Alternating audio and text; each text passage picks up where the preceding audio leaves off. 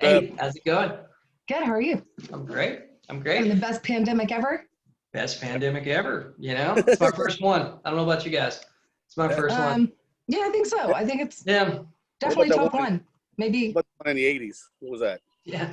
uh, So, so guys, I want to give a little bit of an introduction for people that don't know who's on. I'm here with Danica, who is the best loan originator in the world. Yep. And then I'm still not going to attempt to say your last name. you shouldn't have to. Yeah, Nobody yeah. should. Nobody should. They should just know you, right? And Anthony, me and Anthony Dazet, we've been friends for a long time now, actually. And Anthony was doing is a $50 million a year producer in New Orleans, and he's got 15 years real estate sales prospecting, coaching, social media, mega team building experience. He's the founder of Homes and City real estate sales team that is in 5 states and 12 cities. And he texted me, the dream is free, the hustle sold separately. Let's talk about it. And I will tell you, so when I first met Anthony, we met through Facebook, right? Yeah, We kind we of did. hit it off like very quickly. And Anthony said, hey man, I'm going to build a team across a lot of different things.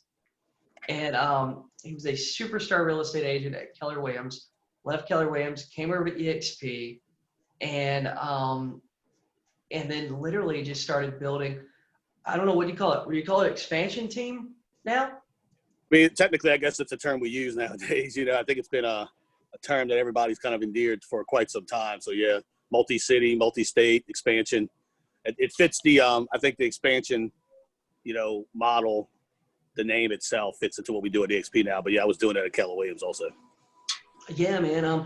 So let's back up though a little bit. We told everybody about how you were doing $50 million a year. You're building this big team, and so you were in the military before you started, right? Tell us what got you from the military to real estate. Real estate investing, man. I'll tell you, I was doing real estate investing back I lived born and raised in New Orleans, and I'm actually shifting into a different city now. You guys have seen, I'm shifting to Dallas, going into a bigger city, but lived in New Orleans post-Katrina and pre-Katrina. And so was buying investment properties. And I never forget, what got me into real estate was my real estate agent was very conservative, I guess you'd say. So all these deals that I was seeing hit the market. Now, New Orleans is a very interesting city, man, where neighborhoods that used to be really crime-ridden and poor are now some of the top real estate markets. It's like most cities, top real estate markets in the entire city. I passed up a ton of deals, a ton. And every house, my agent would be like, no, you want to buy there. It's a bad area. You want to buy there. I just got to the point. I'm like, shit, I feel like I was almost getting steered or directed in a different way. So, yeah. Right. So I got into investing in properties, and then it was just the next step, man. And it's funny because I got my real estate license 2 days before Hurricane Katrina. No kidding. Yep. And so I didn't get to sell real estate for a while because, unfortunately, had my real estate license was licensed, and I was in the Army. So, dude, I did a lot of time on the ground in New Orleans. So I didn't actually get into – so I had about almost a 2-year gap where I was licensed but couldn't sell any real estate because I was working full-time with the military, just for the rebuilding of Katrina and all that fun stuff. Wow, man, that's pretty impressive. So you got started, and tell us what was your first year like? Good. I mean, I'll tell you, dude, I hit the ground running. I'll tell you the big thing that I saw, we relocated to Baton Rouge, Louisiana. So technically I sold real estate in Baton Rouge. My first 7 years in real estate were in Baton Rouge, which is a fifth the size market of New Orleans and probably a tenth the size of most big city markets you guys are dealing with. But what I did is that I went into a Keller Williams office there, started selling, and just really kind of noticed or asked around or questioned, what the hell are people doing? I've seen these people running around. I've heard of this team model. And then what I did, the first thing I did that year is I got into coaching. The first thing I did, I think the first week in real estate, got into coaching and hit the ground running. I did about 250,000 GCI my first year in the business. Wow. Yeah, but I think that's really important. I think that's something for everybody to listen to. And I know there's a lot of people on Facebook. Guys, if you would share this video for us, we'd like to help as many agents as we can during this whole pandemic and all this crazy stuff. And I think the rest of the call, Anthony's going to going to give some great information. So if you would share this Facebook video for us, share the Facebook Live to your page. So hopefully you can help some agents in your area too. So, so wow, man, I'm a big believer in coaching too, because I think coaching can help you get from like A to B a lot faster, right? It's going to shorten the curve for you, and it's going to help you get really just get where you want to go. And it's not as much about cost as it is shortening that learning thing. And that's how you went from basically a brand new agent to $250,000, which going from the military to $250,000 was probably unbelievable, right? Oh, I was a federal technician. I was doing IT, so it's kind of like my background in the computer world. I somewhat contributed to my experience in being in the IT world. I ran the network for the whole entire state of Louisiana. I was actually in the Louisiana Army National Guard and active for a little while. But absolutely, I mean, if you look at anything you do in life, man, if you played competitive sports, if you were in a job, if you were in the Army or whatever the hell you were in, you had someone that was either a mentor, I mean, even a boss. If you look at it in theory, you know, there's a lot of shitty bosses out there, don't get me wrong, but your boss should be your mentor or coach, you know. And I'll tell you, so many real estate agents to this day miss it. Like, I have guys that have joined my team, they were teachers, you know, making $40,000 a year. And in the first year in the business, they've doubled, if not tripled, and sometimes quadrupled that number just from being in the room with someone like a mentor or coach. So, yeah, definitely. Wow. And I know I've seen you personally doing that with the team that you have now, the across the country, really. And he's giving you the platform to do that, which is unbelievable. I know I've went and talked to your team and stuff before. So year one, you did $250,000. What happened after that? $250,000 gross income. I want to make sure they're clear, not $250,000 in sales. Gross GPI, and I don't remember what the volume was. And we got to the point, man, where we were doing, you know, it was had a small team with an admin, and got to the point. I was just telling somebody a story the other day, man. When you reach a certain threshold, you're doing 15 to 20 transactions on your own, and it wasn't consistently. I wasn't doing 15 to 20 consistently on my own every single month, but I had one month, I'll never forget. I had 22 pending. And I just sat back and I'm like, man, this is, how do I build upon this? And I hired like my first buyer's agent. And look, I'll tell you, you know, it's one day I was talking to another guy in North Carolina, another agent, and it is about telling your story. And I'm glad we're talking about this right now, because everybody that's building a team always wants to jump and say, I'm gonna go hire my first buyer's agent. I'm gonna hire a listing agent. I'm gonna hire all this fun stuff. And that's what I did wrong. You know, I should have leveraged myself better, but I did. I hired an admin, which was huge. You know, that was the first big step that I did. Second was hiring really good, motivated buyer agents. And it took that, you know, at one time, I think within my third year in the business, we had like 4 or 5 buyer agents. And back then, I used a model that Keller, you know, preached to us at that time, man, was showing assistants. And we did that at a fairly high level. You know, we were doing the volume, able to get people to go show, and then they would transition from a showing agent to a buyer's agent. You know, and that was probably a lot of lessons learned in that. I'll tell you that. Oh yeah. And that catapult to get into the certain amount of volume that we got to. Yeah, that's a tough model to follow, because you have so many different people. So they're going and looking, you know, for example, if you guys listen to this, they're going and looking at a house with Danica. Danica goes and shows a great house. They love it. They love her. They think she's great. And then she goes, oh, and by the way, Jason's going to go write the contract for you. And then they come and meet me and they go, oh my God, Jason is a jerk, right? And so you end up, you know, just different personality types. So they end up going to that next person that's like, I guess, a step up. It's hard to make that transition unless you really have a written system that everybody's going to follow.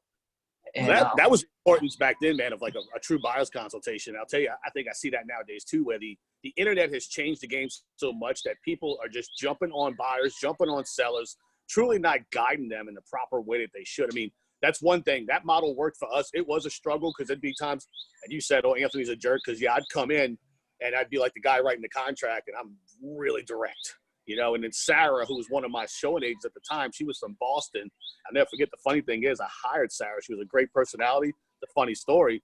So I'm like, hey, Sarah, you know, I can't remember, but Billy wants to go see a house. And she's looking at me like I'm crazy. And I'm like, what's wrong? She goes, Anthony, I don't own a car. So I hired a showing agent, didn't have a car. It was funny as hell. But the thing was, realized she was this really great personality, bubbly person, and they'd come in and write a contract with me. But the way we set the stage, man, with that particular model is that the buyer's consultation, I would actually sit in a buyer's consultation where Sarah or the showing assistant would sit with me, and then it would almost be they would know going in. But I'll tell you, nowadays, I feel like the consumer is so pushed in so many different directions because of the internet and so many agents and different people clicking on this and going to that website. I believe it's extremely confusing at this point. Yeah. Hey, so let's back up. We got a great question here. Let's back up just a little bit of that first year. So how exactly that $250,000 income? Where did it come from? Prospecting. Prospect. Just getting on the phone. I mean, dude, back then, look, I'm gonna tell you, back then it was tough. I had an admin. I'd come in every morning, and she was there before me, and her job was to pull expireds, pull for sale by owners, and find whatever data she could for me. Okay, and back then I'd have a binder, and this binder got to the point of being like almost like a foot thick, you know, where we just called. There were no auto dialers, you know. So you're looking at, you know, prospecting. I'm almost 100% prospecting. Back then, there was no websites like this. I mean, we were one of the first teams in New Orleans and Baton Rouge, Louisiana, to launch Boomtown. So I couldn't even tell you when that came out because we didn't have access to IDX back then. So Boomtown came out because we were one of the first people in our market to use it. I think they come out around 2008, right? 2007 maybe. 2007, 2008. Yeah, so that's probably, we ran about 3 years, dude, where I think we were using a website called Point Two or Point Two Realty, something like that. I remember Point Two. It sucked. It did. So it was 100% prospecting, showing.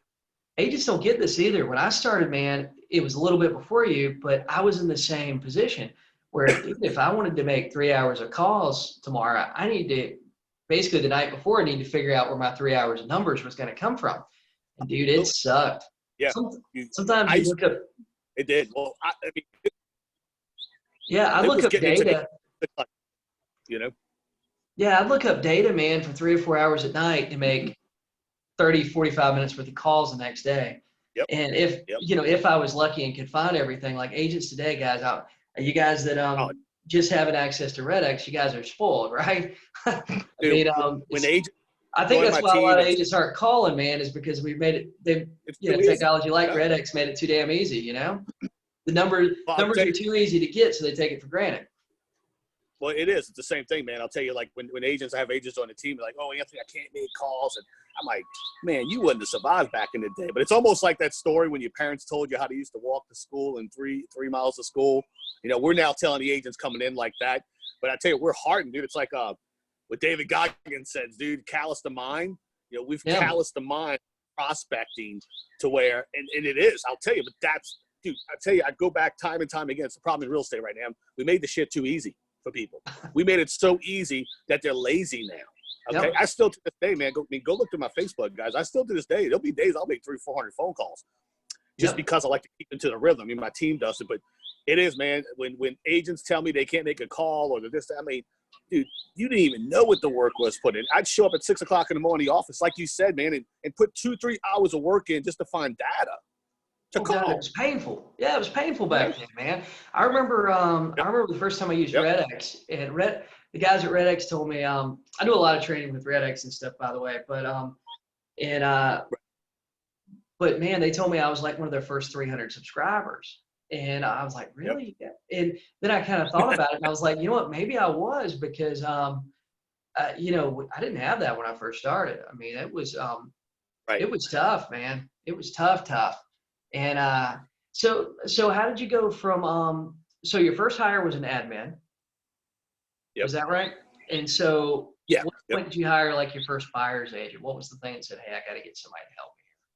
Got to get somebody to unlock some doors or something. Like one of my first, it almost happened by accident. Dude, I had a young guy who lived around the corner from me, and he drove this big crazy truck, and like the houses I had when I lived in Baton Rouge, man, you drive through like a back drive to get to your house, and started talking to this guy, and just really kind of he asked about getting his real estate license, and it just kind of seemed to be the right fit. I'll tell you that I don't think there was any true point other than I was tired of working from 6 o'clock in the morning until 9 o'clock at night.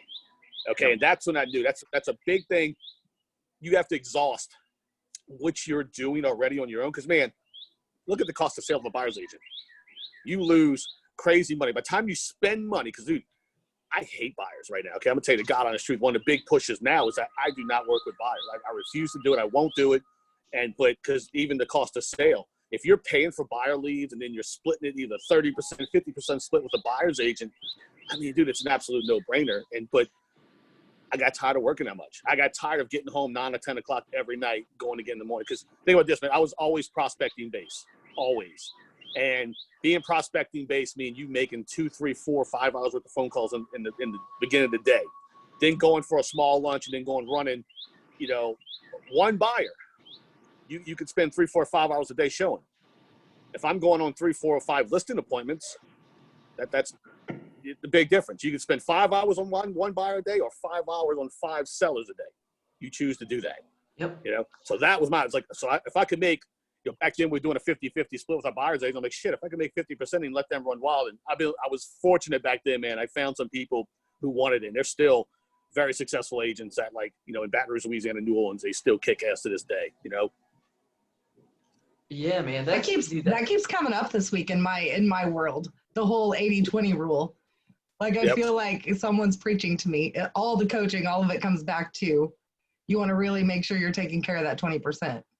You need to, because I tell you, when you find that 20% person, you can do whatever it takes to keep them around. It truly, absolutely. So many people have shifted outside of that. I see companies doing it.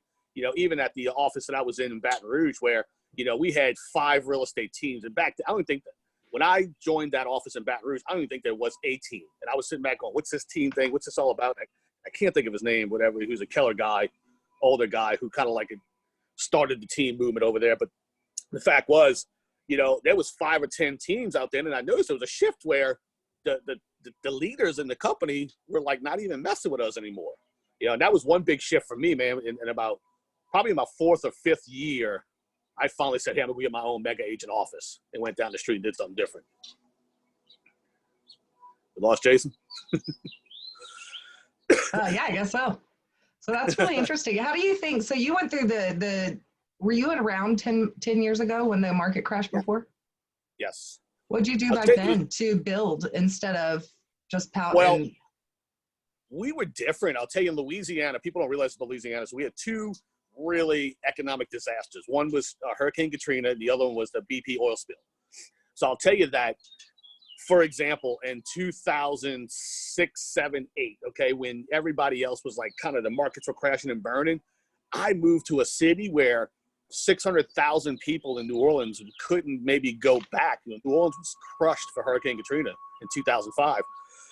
So for 6, 7, we had people coming into flooding in the Baton Rouge market, and they were buying houses. You want to hear this crazy part? They were buying houses anywhere from 120 to 150% over asking price. I mean, there was times where I sold homes that were 200,000. They were writing cash offers for 250 because they had no inventory.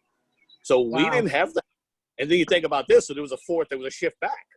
When everybody. Well, you guys had that go zone incentive though, didn't you? What did they call it? The go zone, where you could depreciate 29 and a half years or something the first year you own the property. Dude, we were getting SBA loans. SBA was doing loans for us, no appraisals, no nothing, 2%. And so when I say, I mean, dude, I can tell you when I tell you guys that first 250 that I made was a lot of sphere business because I had a lot of people moving. And I had a large, you couldn't even find enough houses, but also the prospecting piece. So it was 2.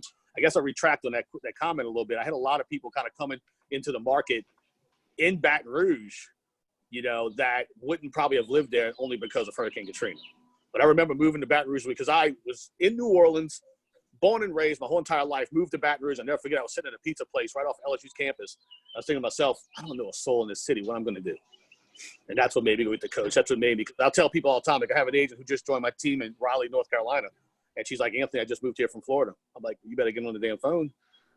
That's right. How many people do you know? And she goes, "Nobody." Well, you better go find people. And I tell you, man, she had something. Brenda De Leon. She's awesome, man. She's 30 days in the business. Just yesterday, she even surprised herself. She took a $650,000 listing, and even in the quarantine, she's got 2 kids. The kids are screaming all the time in the background. And I told her, I said, "Look, Brenda, you're going to just find time to make calls." So she hopped on the dial. She called expireds or whatever. Expireds. We don't even mess with for sale bonus too much anymore with our team, but honestly, but she called expireds. She called 15 people. She contacted 3. 1 called her back, said, yes, come list this house, 650.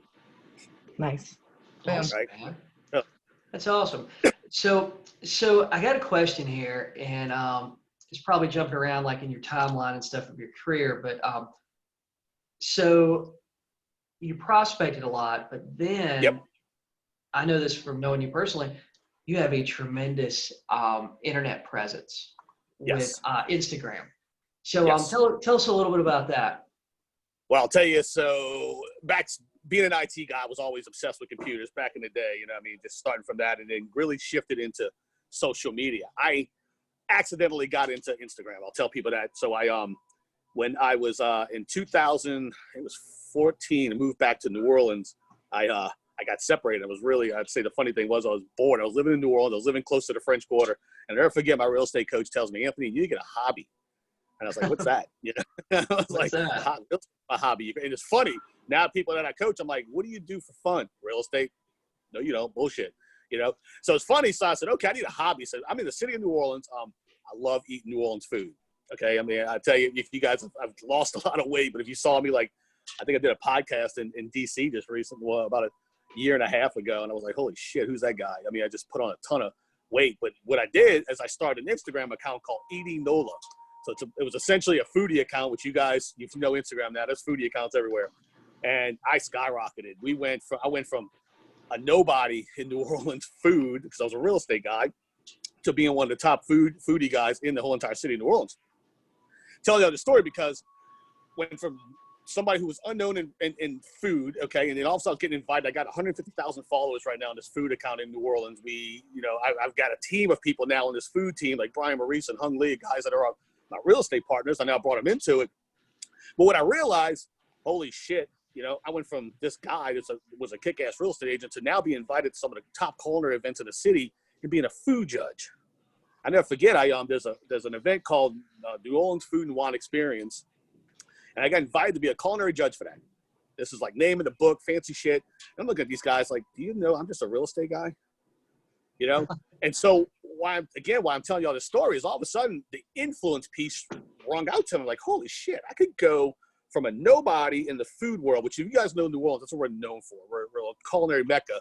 It's a pretty big deal to get into like some of these high level, events with chefs and whatnot. So I said, I wonder if I could replicate this in real estate, because one thing I learned, like from Gary Keller, for example, he's the coaches on, if you can wrap your hands enough around many people, you could dictate a market. So now we've done that with Instagram. So that Instagram model we took in the food world, I actually pushed over to the real estate side of the Homes and City team. And now we have, accounts on our Homes and City team brand in separate cities, which, guys, I'll tell you, that's how it's helped me grow. If I'm attracting agents to my team in New York, I have a Homes and City New York account with 50,000, 60,000, 70,000 followers. Okay. Again, I'm not big on buyer side of the business, so I'll use a lot of this for influence. One, to create team members, because people see, holy shit, this brand has a following. And it's a beast when you could get a person to understand the listing appointment with Instagram is and the power of it.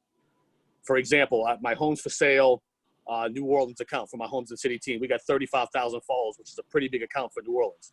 I walk into a listing appointment, I ask them, I say, guys, do you understand Instagram? They're, oh yeah, we've seen it. Well, here's what we have, and I'll pull it up. I'll show you. They're like, here's my Instagram. And from there, I show them what we can do. I've had people, guys, that have called me and say, Anthony, what does it cost to get my property advertised on your Instagram? Wow. And I tell them 6%. And they look at me like I'm crazy sometimes. I have real estate agents that go, hey, Anthony, would you share my property that I have? I said, yeah, talk about joining my team. We'll do it. So, and so that's the cool part. I mean, it is. It really is. When you build an influence. And that's the thing I preach to my agents and anybody that I'm coaching. You're not going to do much in the business until you have the influence of a market. Confidence and influence are huge. I can tell you, my business model has shifted because of social media for a while, because I was like, holy shit. I mean, if I post, I'll tell you guys, to give you an example. So if I post 1 or 2 properties a day on that New Orleans account, I will get 30, 50, 100 leads that day pouring in. It's so many. I can never forget, like you said, you mentioned with Boomtown. When I launched my Boomtown site in New Orleans, we were one of the first agents to ever have IDX on our websites. You know, I think we got like 300, 400 leads that day. It's too much, you know, especially with the internet now. So that's how I got into it. That's the piece I build it. I'll tell you, a lot of people come to me and say, Anthony, they talk about the buyer side of it. Yes, we do generate buyer business on it, but I'll tell you, it's primarily to grow a name, a brand, and influence in a market. That's the main objective of it. That's awesome, man. That's awesome. How long do you think you were plugging away at that before you finally started seeing results? Because it doesn't happen overnight. It takes consistency and I'll be honest, guys, it's significantly different than what it was. To grow an Instagram account to 100,000 followers is tough nowadays. You know, I'll tell you, like, back to, I compare that food account that I did. They've had people who have come behind me and they take better pictures than me. They're still at 30, 40,000 followers. There was a shift, you know, years ago, because back then, you know, people don't realize this or don't know, but Instagram used to be chronological.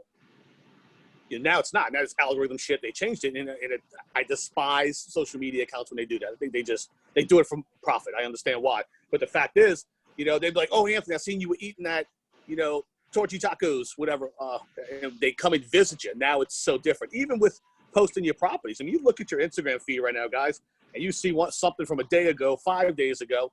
It's not what it used to be, and it's a significant difference in that. Algorithms have changed that a bit, but yeah, some of these accounts, and like, I'm gonna be completely honest, are 3 to 5 years old, and it takes time. It takes a lot of time. It almost takes. I'll tell people nowadays, because people get kind of enamored. They oh shit, I need to do that. I need to go start building this Instagram empire. I tell people, and I just told my team that this week. No, you don't. Go make phone calls. Go sell 3-4 homes a month, and just sit by the pool and relax. Okay, because there's been many nights of me grinding, racking my brain. How do I do this? Testing that, pushing this. You know, it all started with Facebook, and there was nights that I would be up till 3, 4, 5, 6 o'clock in the morning learning this crap. And I'll tell guys, don't do that. Go make some phone calls. Go sell 3-4 homes. Raise your average price point from 150 to 300, and retire. Seriously, retire. Yeah, it's so much easier. Like, a lot of agents don't realize that. When I hell no, they don't. You know, I coach agents, and the first thing they tell me, Anthony, I want to sell 10 homes a month. I'm like, click, I'll hang up, because you're not going to do it. You're not going to sell 10 homes a month. You're not. Man, focus on 2. Focus on 2 homes a month at 400,000, and then call me in 3 months when you close 12 of those or 6 of those. When you close 6 of those 400,000 homes, and tell me how much different your life is. You know what, man? I tell people all the time, when I had a big team and I was doing a lot of transactions, it was cool. It was really fun to talk about the numbers, but I didn't really make that much money. And I had zero time. Like, I had no time. Like, it was taking me 24 hours a day, 7 days a week. If I wasn't dealing with my own problems, I was dealing with an agent's problem. And sometimes just the agent problems, issues, things I had to help them with, that was a full-time job by itself. But man, when I disbanded my team and went back to working as an individual agent, dude, my normal schedule was like 8 o'clock. I'd be on the phone. I'd call till 10 or 11 o'clock in the morning, or until I got 2 appointments. And then basically 11 to 12, I'd do paperwork. 12 o'clock, I'd go to lunch. I try to set my appointments so like they were 1 or 2 o'clock in the afternoon. And dude, a lot of days, man, 3 o'clock, I was home. I lived across the street from the beach, and I remember when I first met Laura. Laura looked at me and she goes, "You got 40-something listings like active all the time. When do you even?" Right? But it was just that I was consistently making calls and consistently prospecting. It wasn't rocket science. I wasn't doing anything fancy or nothing, man. It was just easy stuff. Right. So a lot of these agents out here that are new in the business right now, I mean, if they're new in the business, man, they joined up at a tough time. Well, what kind of advice would you give them? I think getting started? I'll tell you, even like before we set this up, and you're like, "Oh, did you sell this?" And I'm like, "Yeah." I almost hate to even talk about that, man, because like I said, it was something crazy. I mean, back when I was doing that type of volume, my operating expense was $15,000-$20,000 a month. You know, and guys, I tell you, I see, and they get into the business, they're spending all this crazy money, all this crazy shit, and the fact is they don't need to. You know, realistically, Jason, you know this, man. You can still go on Craigslist. You can still go on Zillow and find free information. That's what people are spending all this money to get all this data compiled. Because, like, you know, I don't use Red X, man. I've been using Mojo since the beginning of time. Like you were with Red X. I was one of the first people to sign up with Mojo. I got 15 plus years. Like one of my signed up came into my system, and she's like, Anthony, you got like 80,000 people in your Mojo system. I'm like, yeah, it's ridiculous. No, because we are in multiple markets. We pull a lot of data. But the fact is, you don't need to do that. You do not need to do that. So that's what I recommend, guys. Don't get damned by the big numbers. And something that one of my coaches always tells me to this day is don't get caught up in what other people are doing. That's you right. know? I mean, like you said, like, you know. Yeah, I tell people I live in a bubble. You know, I don't know what nobody's doing. I just live in a bubble. I know what I'm doing. You know? Right. But I mean, less is more now with this. And so even with now having a big team in multiple cities, I spend less than $1,000. I spend less than $1,000 to market my team right now. One, I'll tell you guys honestly, is because Mojo's cheap. If you want to be on my team, you're going to make for sale by owner expired phone calls. You're going to do that. If you don't do that, then you won't be on the team. Okay. I do the Instagram marketing. I got like 12 different, well, probably more than that, different accounts. But I mean, I can go easily post to there. I use an app called later.com, which I'll go and set a week's out worth of posts. It'll post for me. And that's it. Look at the expense. I don't charge a high split for my team anymore, so because I don't offer admin assistance. One thing, the beauty of coming into with the XP is that cloud model, man, has been great for us because I don't need the full-time admin because what this company does, a support that's offered to the agents that I don't need to touch. Yep. I agree. You know what, man? A lot of people don't realize this, but it's one company all across the country. So, you know, we're like, if you try to do the same thing, like at any other franchise, pretty much. Yeah, I mean, you know, the Myrtle Beach version of that franchise, I'm not going to name any specific. The Myrtle Beach one might be fantastic, but the one in, you know, Columbia, South Carolina might really suck. And the one in California might operate completely separate from them all, you know? Even if it's two great people or three great people in the different market centers, it's still having to deal with so many different people. You know, because that's right. When I was back at Keller, we were in 5 different market centers. And I mean, I'll tell you, just to get paid, guys, was a challenge because the check would have to close here, go there, then be mailed back to this office. Whereas now, man, my agents are closing in like New York. I'm paid in 24 hours. You know, they're closing in North Carolina. They're closing in Dallas. They're closing in Houston. We're paid right away. So that's a significant difference. And the thing I like is that it's all one separate accounting system too. You know, I mean, I'll tell you, you know, everything I do with my team is in my, you know, I don't have to track it. Like I don't track like I used to. I used to use CTE all the time when I was at Keller. But that was my thing. All my team. I remember that. You need an admin. If you're doing 10, 20, 30 transactions a month with a team, you need an admin to do that. You're not going to spend the time to do it. Now, it's all in one dashboard for me. Yeah, you almost need a part-time accounting person or bookkeeping person, didn't you? Oh, you do. There's no doubt, man. So that is, and look, not to continue to talk about what it's done, but it's true.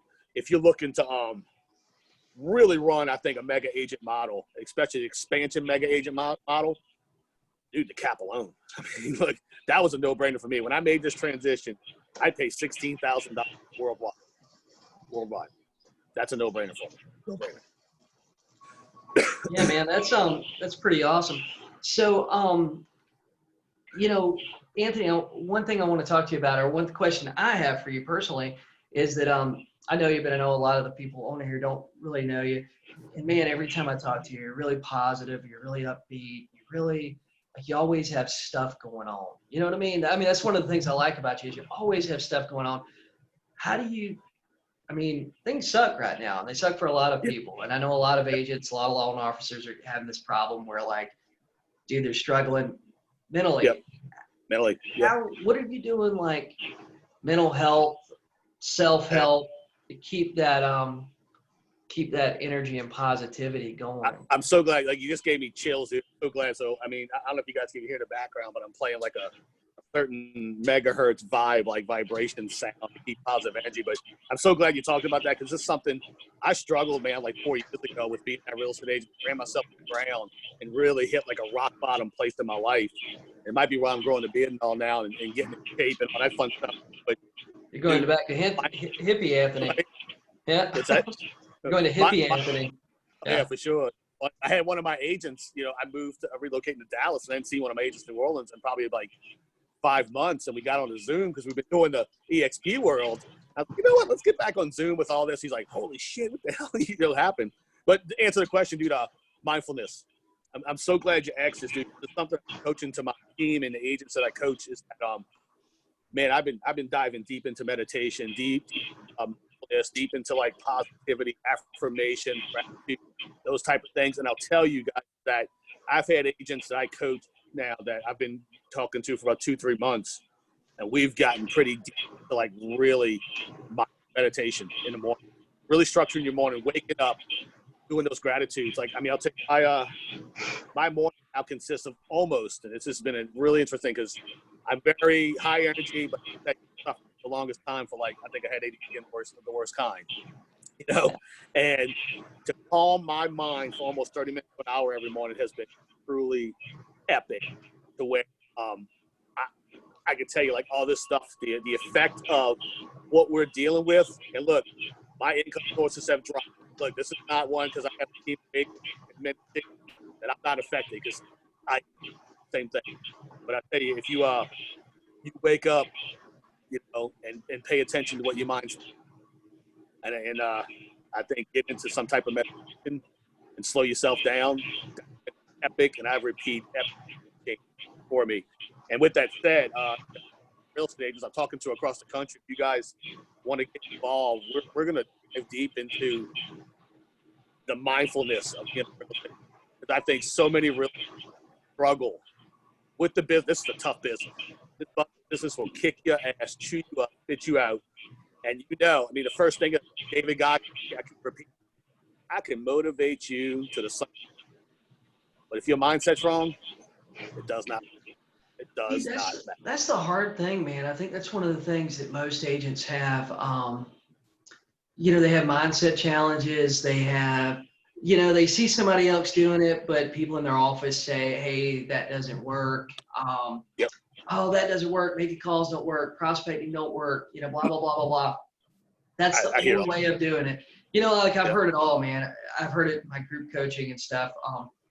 You know, what kind of advice would you give to them that, like, if they are in an office where mine, you know, I was in I'll tell this quick story real quick, man. I went from like individual agent to a team that was producing and was doing a tremendous amount of business. And the biggest thing that changed, really my day didn't change or anything. I was at one office. I struggled to recruit agents to my team, the whole thing. And the only thing that really changed for me is I switched offices. The offices I was at was like going to a funeral home, you know? Everybody was sad there. They were having gold bug parties. They were having MLM presentations at the office meeting, you know? This when the market was bad, like 2008, I guess. And I went from that office to an office that, like, you walked in, you walked around, people were doing stuff, right? People were doing stuff. There's business happening. And I mean, the office I left, dude, the agent of the month was like agent of the month with like 3 sales, and one of them was his personal residence that's going into foreclosure. Right. You know? And stuff like that. Right. And but if an agent is in an office that, you know, they don't want them to prospect, it is a negative atmosphere. The broker or team leader isn't positive. What should they do? I'll tell you, I did that, man. You said those years and those days, I got out the office too, not because, you know, at a certain point, like I used to walk around back in the day, and I keep my headset now. It beats, you know. But I used you ever remember the boom headset? Remember those? I had the Aviator, always canceling. I used to walk around the office, and people would look at me. Old days look at me like I'm a freak, you know. But I'll tell you guys, no matter how great your companies are that you're affiliated with, go create your own culture. Because I had amazing team leaders. I had amazing office managers. They were amazing. But, man, the moment they crossed the line and started advising your agents, almost, because I've had an agent come to me and go, hey, and the team leader said I could do this. And I'm like, man, no, okay? I respect what you do, buddy, but do not. I coach my team a specific way. They work with me, us together for a specific way. I went and got my own office. I went and created my own culture. And that's what I do to this day. Still do. With EXP, the same thing. Just agents see things and they bring their opinions and their questions. And look, I hear out everything. But I'll tell you, you can tell me as much as you want that you believe working with a buyer is going to make you more successful. And I'm going to say thank you very much. You're not the right agent for us. And that's it. So it doesn't, guys, don't look, whatever works for you. If you don't like making phone calls, don't make phone calls. Work your sphere of influence. Okay. Just because someone tells you it's not going to work, like I can tell you right now, people have proven me wrong. I'll tell you, I don't like buyers. I don't think you should work with buyers. But there's people who are crushing buyers. Okay. So, I mean, it's okay. Just create your own culture, and listen to what works. And don't spend money doing it. I'll tell you, do not spend. That's my best I gave you. You know what? That's something too, man. There's this lie in business where you spend money to make money. That is a flat out lie. Whoever created that needs to be killed because you need to make money to spend money, guys. Yep. You need to make money to spend. Hey, Anthony, there's a little bit of background noise. I'm having a little bit of trouble hearing you some when you're talking. We just got a comment about it too. But Any better? Oh, fantastic, man. Hey, so I got a couple other questions that I want to ask you. Number one is, so you've had a team for a long time. Yep. What kind of team structure? You got some experience in this. I know there's a lot of different ways to structure a team. What do you think is the best way to structure it? How's your team operate today? I'll tell you, I have real estate agents. I run my team like a brokerage. And so that's the only. Let me see if I'm doing something. If I have something set up here, because I hear the background too. I figured it was me talking. I figured it was you hearing me in the background. I hear like some. I don't know if a mic. Do y'all even see like that at all when anybody's on it? Because I don't see it either. But I'm just curious. But with that said, I'll tell you, my team is just prepared and set up like a normal real estate brokerage. I am essentially the broker team, which I'm not a broker. My agents sell houses. I prefer them to be listing agents. Okay. So with that said, with them just being, that's a huge plus, I think, for anybody, because that's big, talking about the way you build influence in the real estate market. You're not going to build influence in the real estate market by closing 50 to 100 buyer transactions.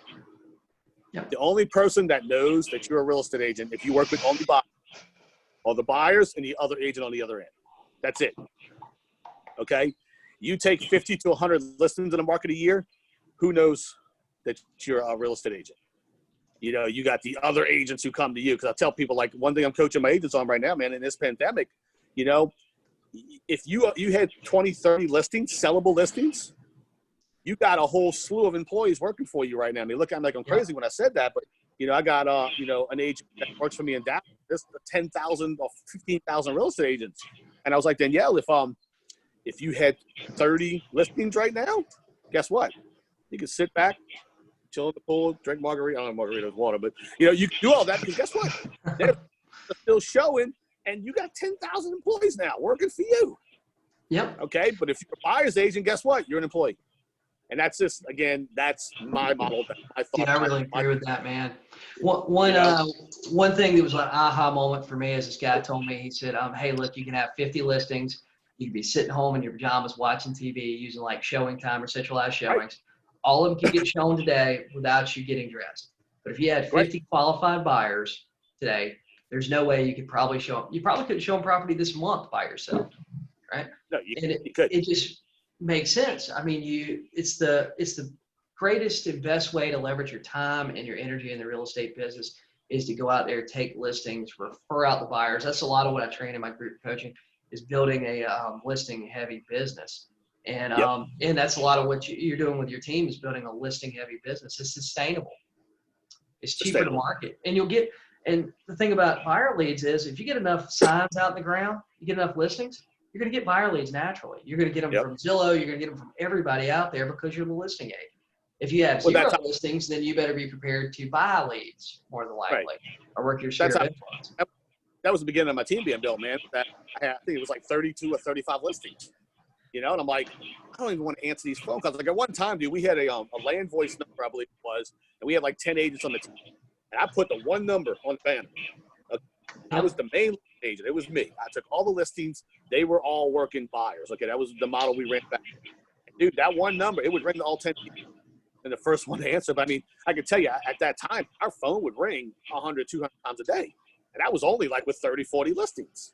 And that you want your phone to ring, take listings.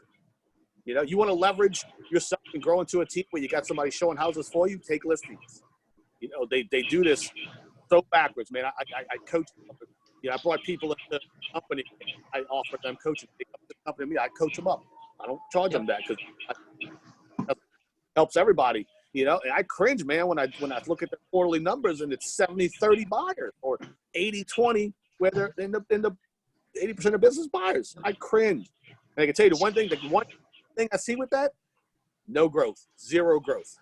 Yep. I have agree one with agent that I've talked to for years.